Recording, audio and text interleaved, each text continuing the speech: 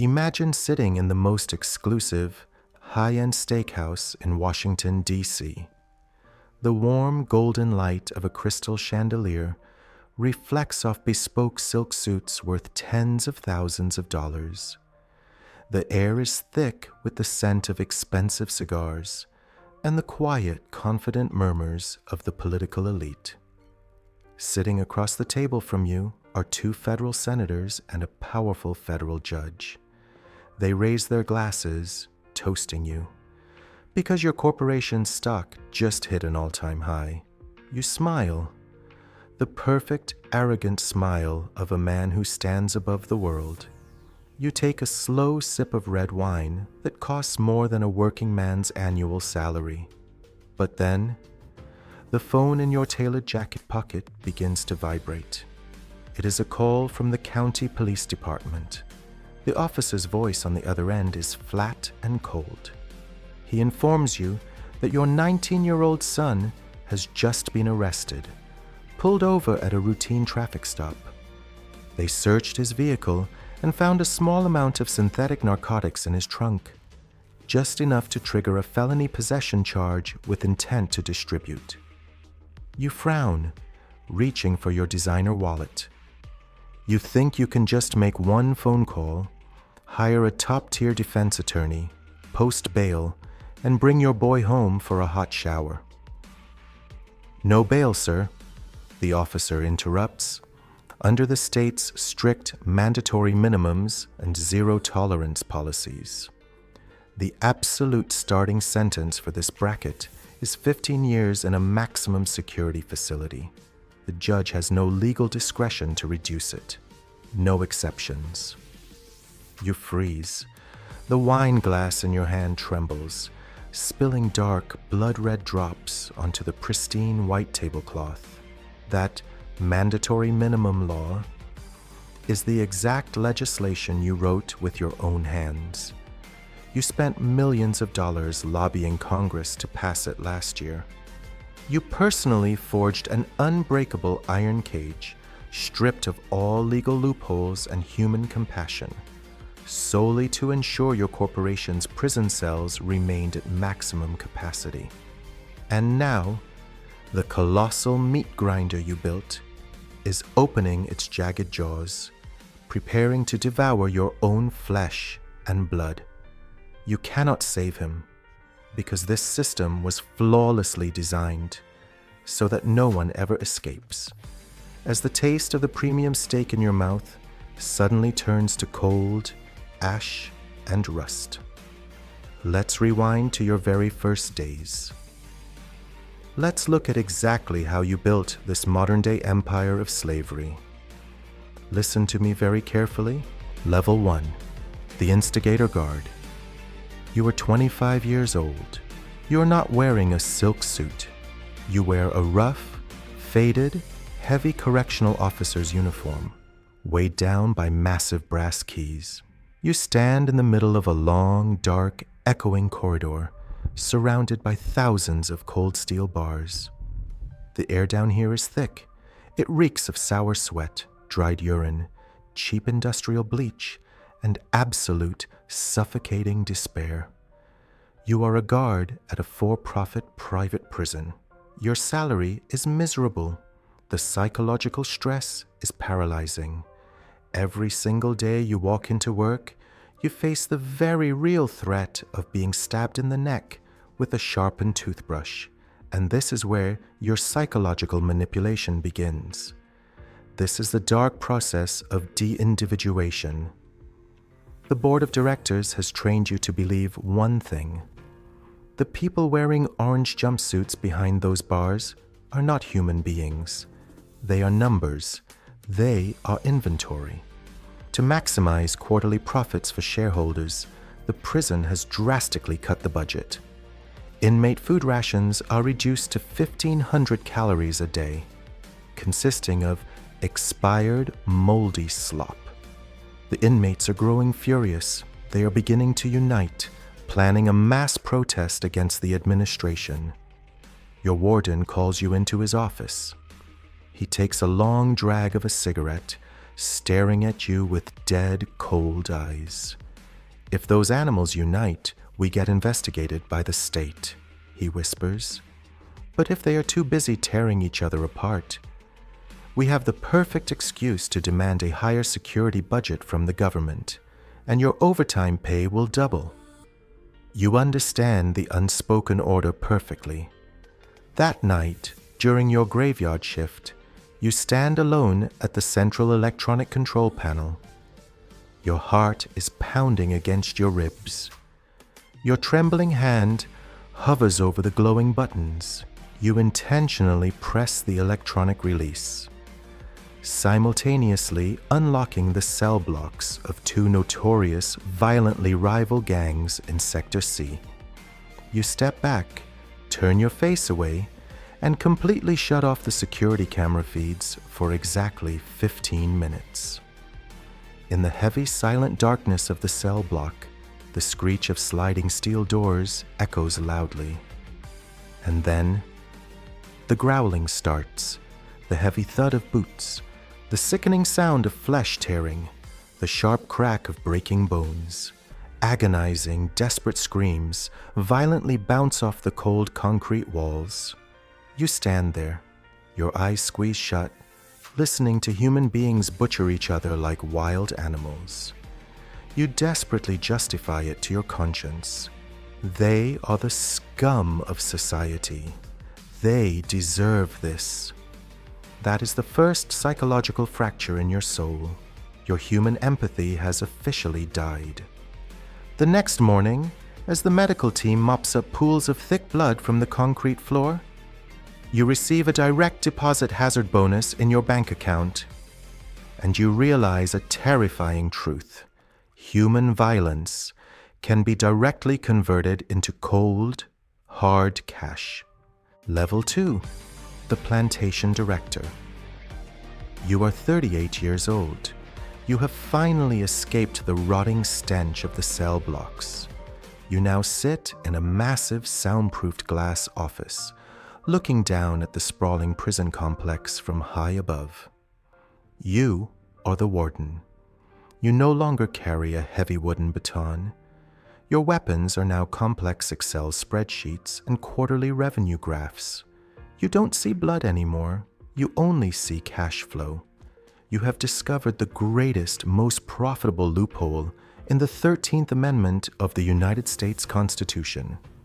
It officially abolished slavery, except as a punishment for a crime. You smile a cold, victorious smile. You have successfully transformed this penitentiary into a massive industrial factory, a 21st century plantation. The thousands of inmates down below, they do not sit idle. You force them into grueling 12-hour labor shifts. They sew garments for luxury fashion brands.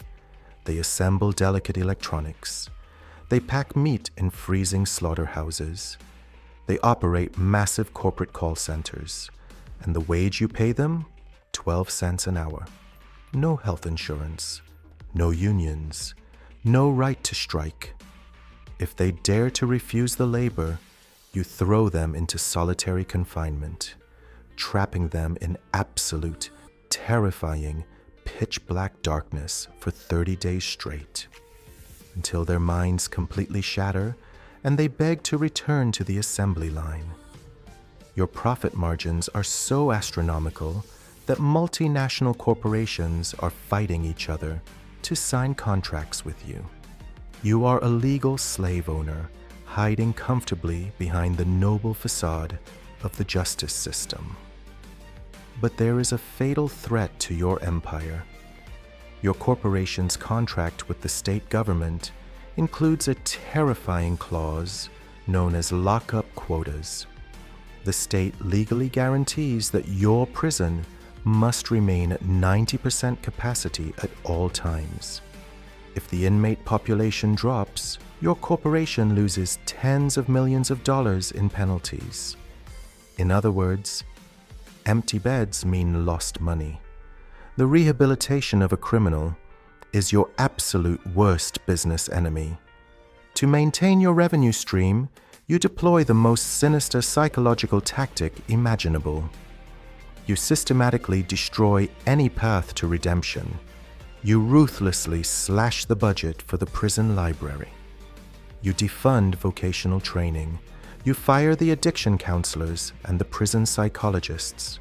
You intentionally engineer an environment so relentlessly violent, hostile, and hopeless that when an inmate finally serves their time and walks out the gates, they carry deep, incurable psychological trauma.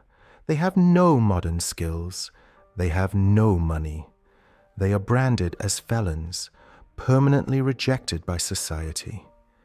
And exactly as you coldly calculated, within 6 short months, they commit a desperate crime just to get a warm meal. And they are thrown right back into your prison, right back onto your assembly line. Your system did not fail when that prisoner returned. Your system functioned with absolute, terrifying perfection.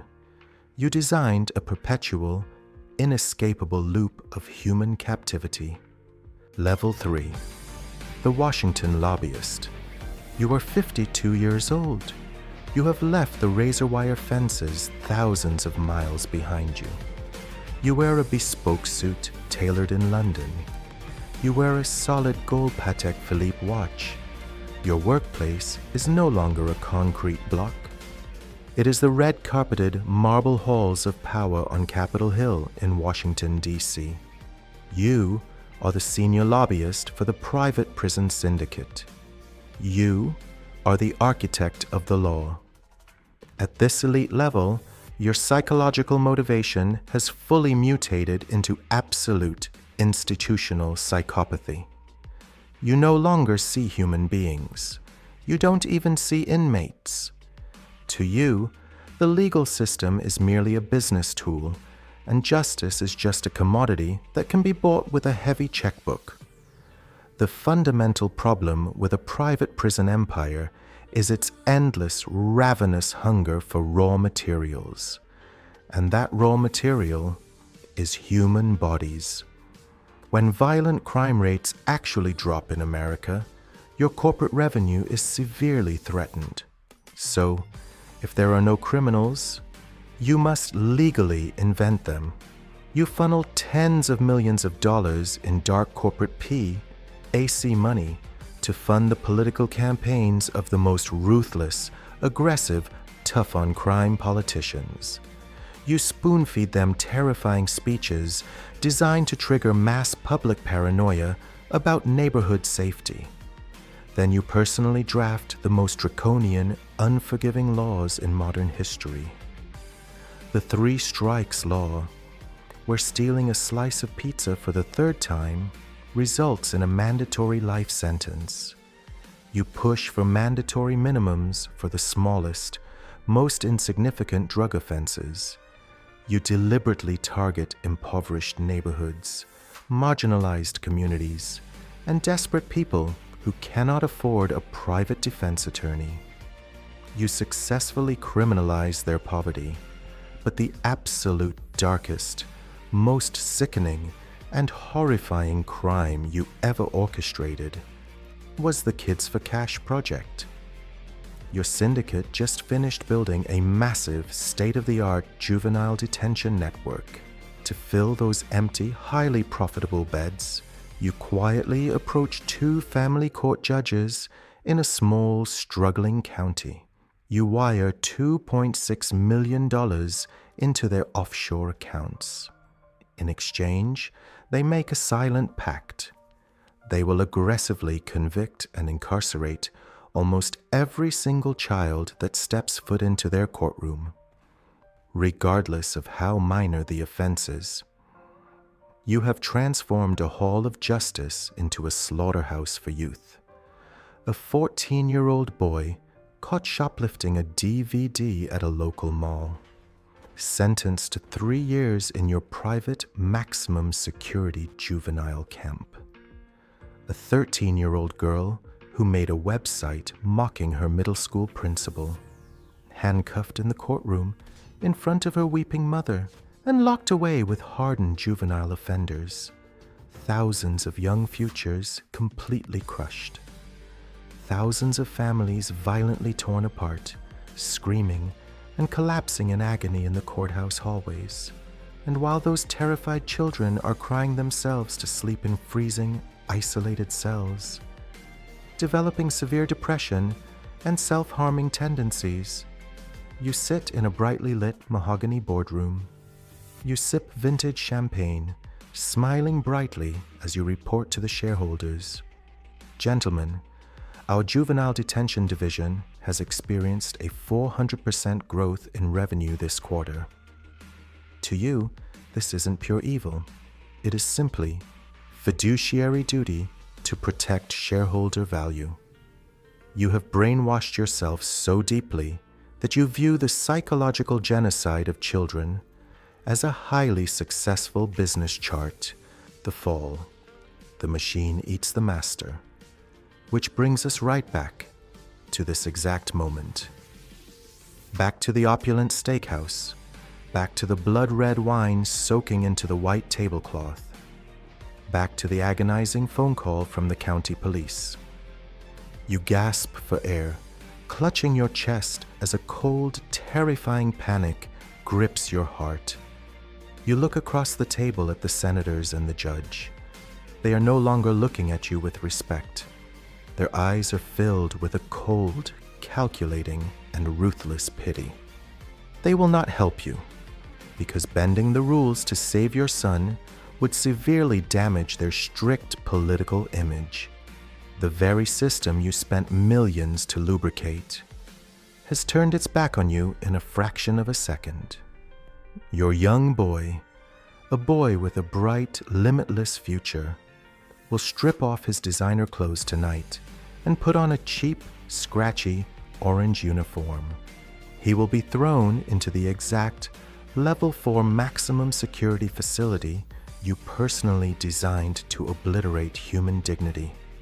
He will become fresh prey for the incredibly violent gangs that your system intentionally cultivates to boost security budgets. And as the massive, heavy steel door slams shut behind your son, you realize the most terrifying, undeniable truth of the universe. You cannot control a monster after you have trained it to eat human flesh. This private prison empire is a living, breathing, ravenously hungry entity. It does not care if you are a billionaire. It does not care that you are its creator. It only demands fresh meat to fill its empty beds. It only demands human suffering in exchange for federal dollars. And when it is finished consuming the poor, the weak, and the desperate at the bottom of society, it will look up, bare its teeth, and begin feeding on the elite. Audio cue, a long, heavy, agonizing sigh. Before I hang up this phone and watch my entire legacy collapse into ashes, I have a question for you. Yes, you, the person staring at this screen right now. You are sitting in your comfortable chair, watching this video, feeling incredibly safe and secure because you are a good, law-abiding citizen, right? You think prisons are only for the bad guys out there on the news. You are wrong. Dead wrong. The justice system is not blind. It is just busy counting the cash. Every single piece of legislation, every automated traffic camera, every overly complex tax code is actively spinning a massive, invisible spiderweb around your life. This machine is constantly expanding. It is constantly starving for new inventory. It is just sitting there, waiting patiently, waiting for you to make one single tiny mistake. Driving home after having one too many drinks, a split second of uncontrolled anger in public, a sudden medical emergency that forces you to make a desperate financial choice. And the very second that moment arrives, the cold steel of handcuffs will lock around your wrists. and you will instantly transform from a human being with a name and a family into inventory, item number 8104 on our corporate balance sheet. Stay safe out there, because an empty bed is calling your name.